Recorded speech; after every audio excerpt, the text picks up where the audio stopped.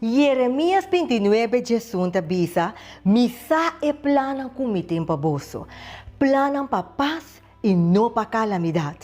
Durante ano 2023, vou experienciar diferentes situações com a causa do pidolo.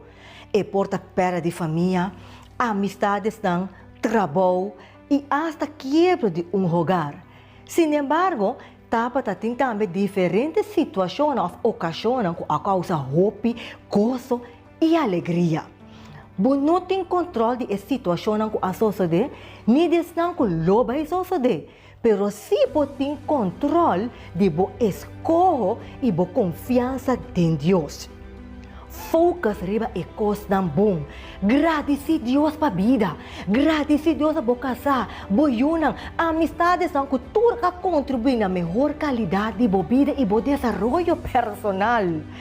Manila no sa mensiona, bunuting control de sitwasyon ng, pero un kosi, bota destina.